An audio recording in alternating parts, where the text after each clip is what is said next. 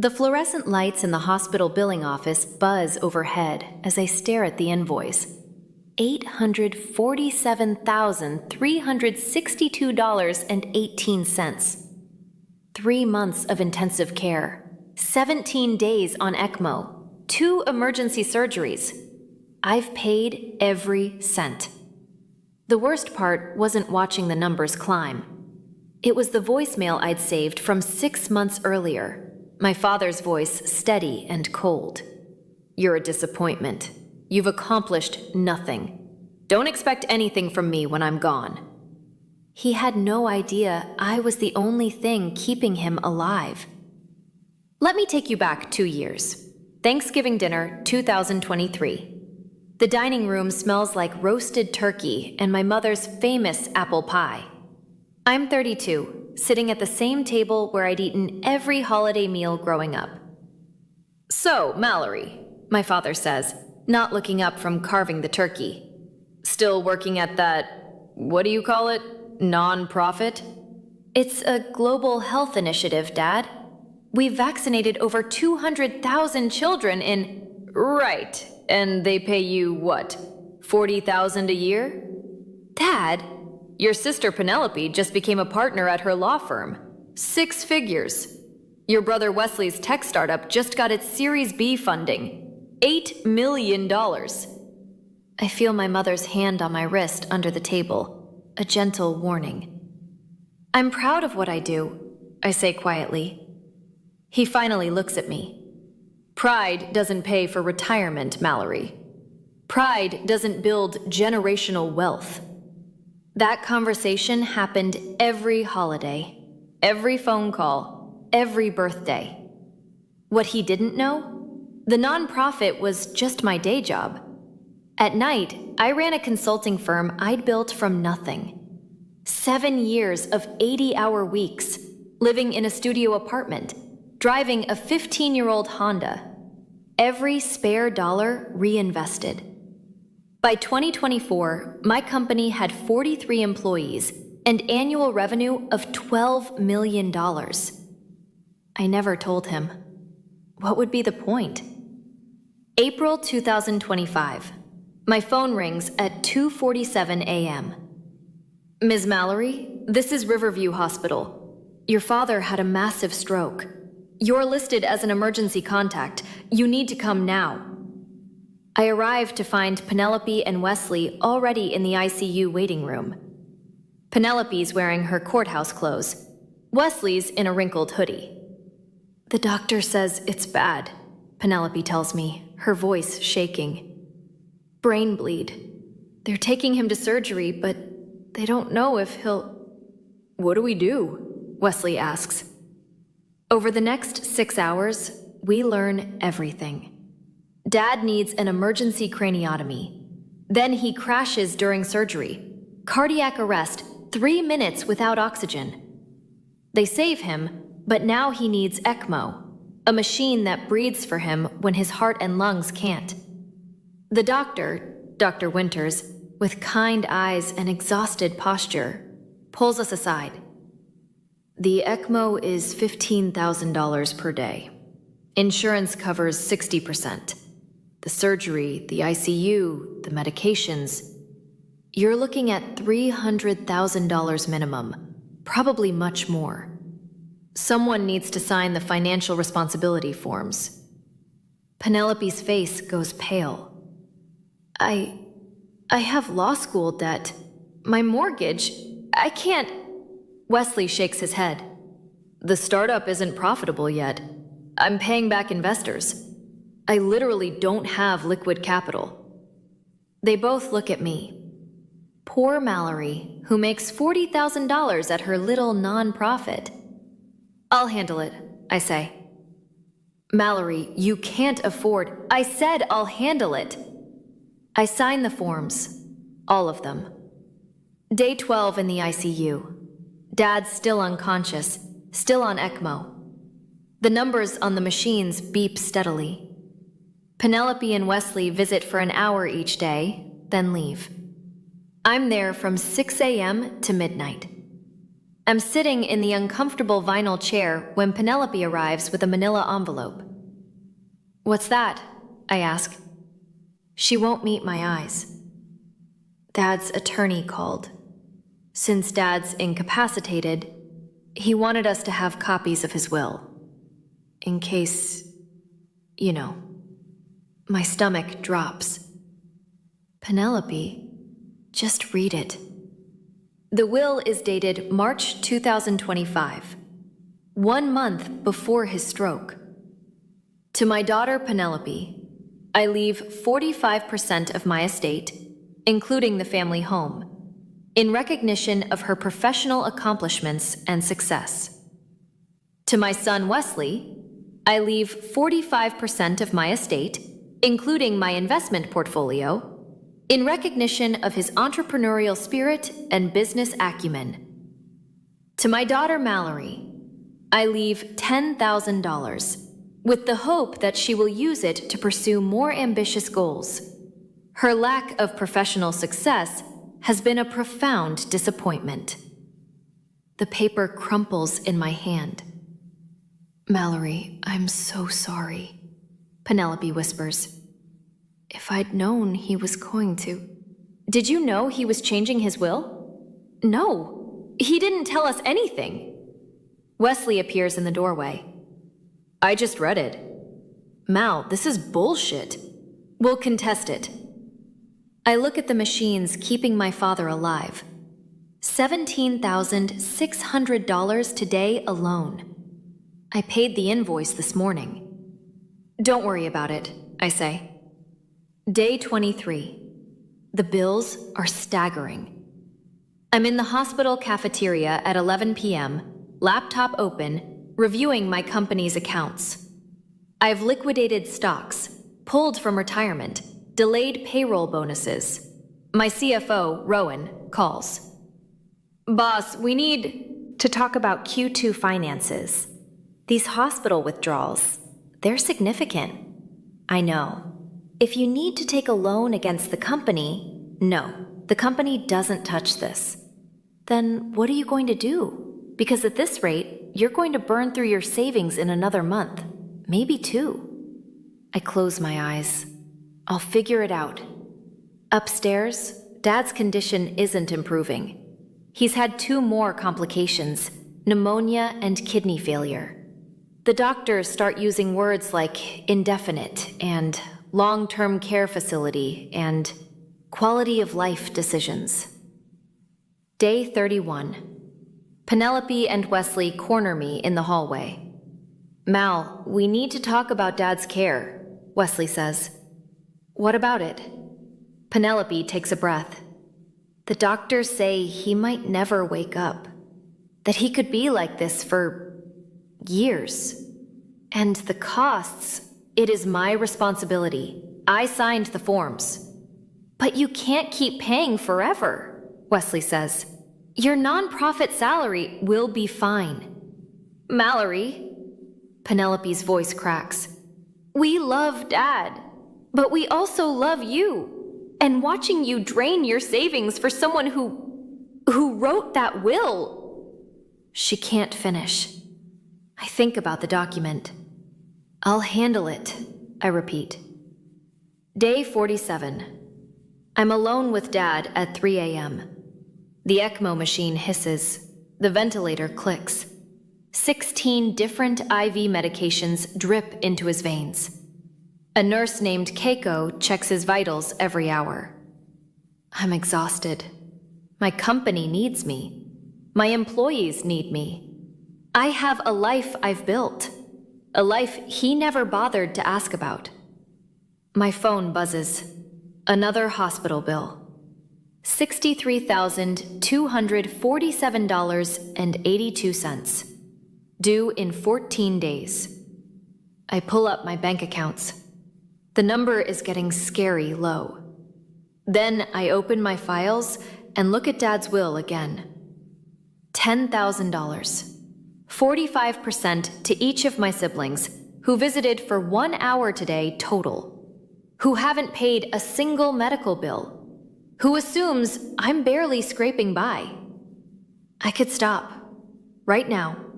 Tell the hospital I can't pay anymore. Let them figure out Medicare, Medicaid, whatever safety nets exist. He'd be transferred to a county facility. Basic care. No frills.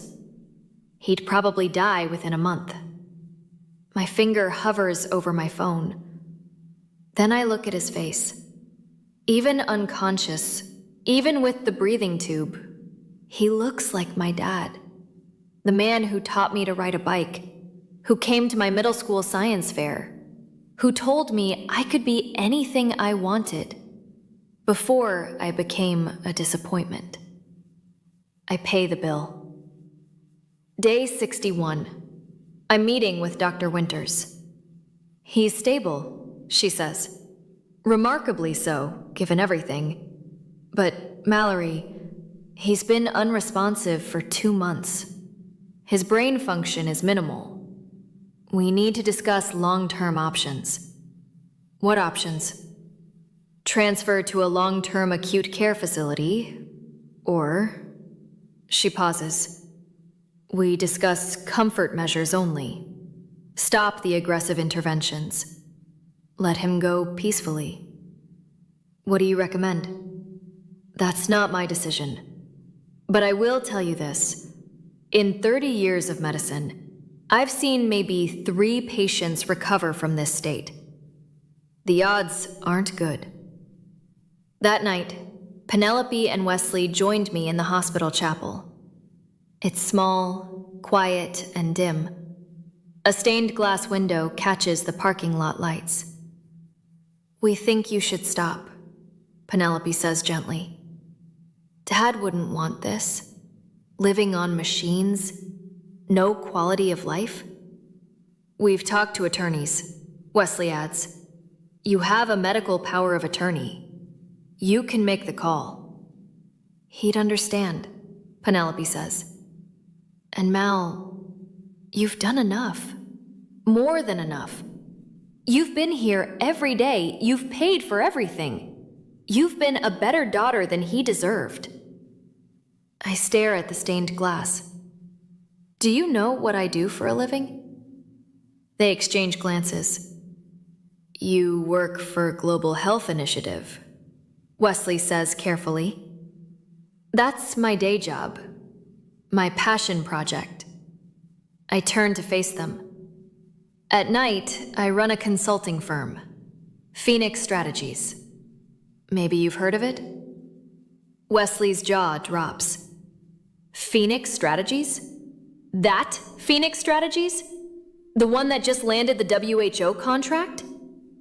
We have 43 employees, 12 million in annual revenue. I own it outright. Penelope stares. But you never said anything. Dad never asked. He assumed I was unsuccessful, so I was unsuccessful. End of story. Jesus, Mallory, Wesley breathes. I've paid $621,000 in medical bills so far. I can afford it. That's not the question. I look at both of them. The question is whether I should. Silence. What are you going to do? Penelope finally asks. Day 68. Morning rounds. Dr. Winters checks Dad's charts, and I see her expression change. What? I ask. His brain activity is increasing. Not much, but it's there. He might be waking up. Over the next week, the impossible happens.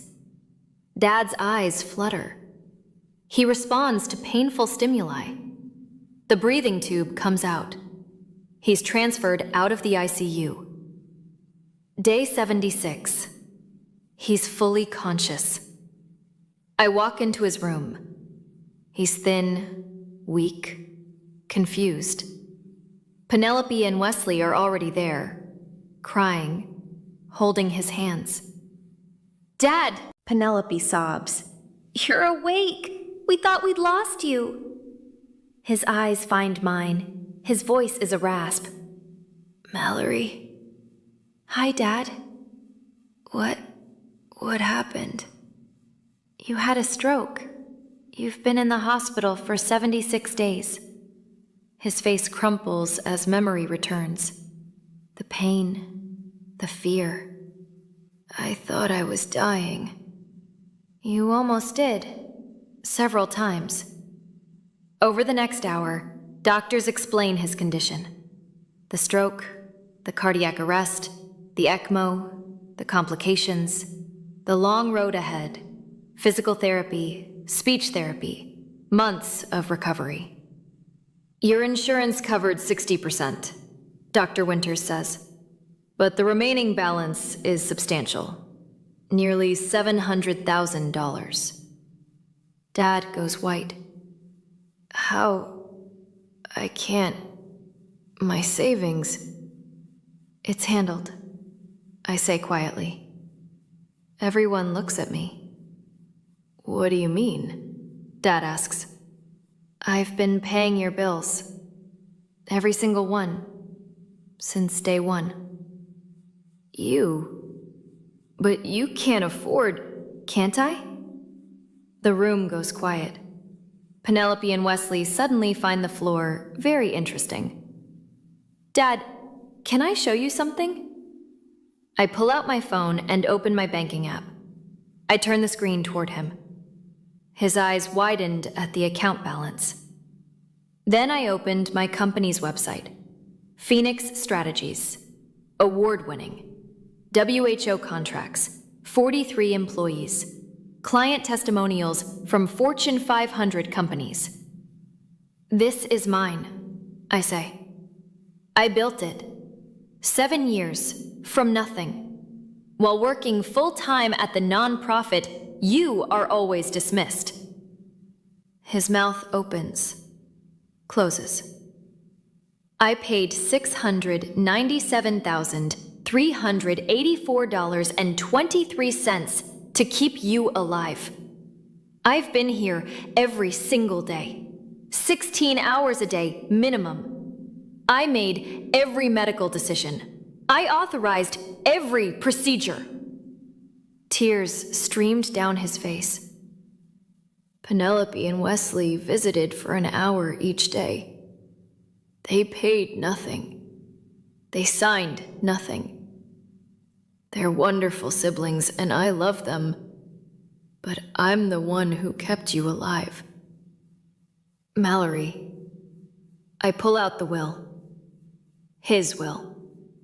I unfold it slowly. "Profound disappointment," I read. "Lack of professional success. $10,000, while my siblings get 45% each." "Oh, God," he whispers. "I read this on day 12, while you were on ECMO, while I was signing off on your second emergency surgery." My voice stays level, calm. "I could have stopped paying then. I could have let the hospital transfer you to county care. You probably would have died." "Why didn't you?" His voice breaks. "Because you're my father. Because I loved you even when you didn't respect me. Because I'm not the person you thought I was." 6 months later. Dad's in physical therapy when I visit.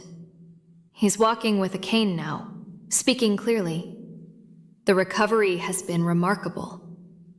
"Mallory!" He smiles when he sees me. A real smile, reaching his eyes. We sat in the therapy center's garden.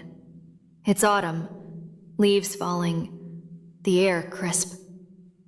"I changed my will," he says abruptly. "Dad, you don't have to." 3-way split. Equal.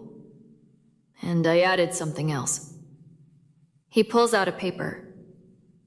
A letter, to be read with the will. Explaining what you did. What I did. He struggles with the word. My blindness. Thank you. I'm also selling the house. Downsizing. Using the money to pay you back. Every cent. I do. I need to. His hand shakes as he reaches for mine. I'm sorry. I'm so deeply sorry. I measured you by the wrong metrics. I didn't see what you'd built because I didn't bother to look. I thought success had to look a certain way. And I was wrong. I squeeze his hand. You saved my life, he whispers. And I'd spent years making you feel worthless. How do you forgive that? One day at a time, I say. We have time now. He nods, tears in his eyes. Can I ask you something? Anything. Why didn't you tell me about your company? You could have shut me up years ago. I think about this. Because I didn't build it for you. I built it for me. And I didn't need your approval to know it mattered. You shouldn't have had to prove anything. No, I agree. I shouldn't have. We sit in silence, watching the leaves fall. I'm proud of you, he finally says. I should have said it years ago. I'm proud of the business you built. I'm proud of your nonprofit work. I'm proud of who you are. But mostly, his voice cracks. Mostly, I'm proud that you had every reason to walk away. And you stayed. I lean my head on his shoulder. I love you, Dad. I love you too. And I'm going to spend however much time I have left proving it. A year later, I'm at a conference for women entrepreneurs. I'm giving the keynote. The hardest part wasn't building the company, I tell the audience. It wasn't the 80-hour weeks or the financial risk or the setbacks. It was believing I deserved success when the person who raised me said I didn't. I see faces nodding, understanding. But here's what I learned. Your worth isn't determined by someone else's ability to see it. Not your parents, not your boss, not society. You know what you've built. You know what you're capable of. And sometimes the most powerful thing you can do is succeed anyway. Not to prove them wrong, but to prove yourself right. In the third row, my father sits next to Penelope and Wesley. He's crying. After my speech, he hugs me tight. Thank you, he whispers. For what? For being exactly who you are. For not needing my permission. For saving my life, even when I didn't deserve it. He pulls back, looking at me. For teaching me what real success looks like. I smile. What does it look like? Like you. Sometimes the people who should celebrate us most are the ones who see us least clearly. But we don't build our lives for their approval. We build them for ourselves. And when we stay true to that, when we show up with integrity, even when it costs us everything, that's when we discover what we're really made of.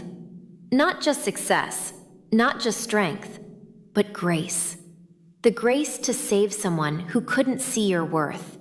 The grace to love without expecting recognition. That's the real inheritance, the one we give ourselves.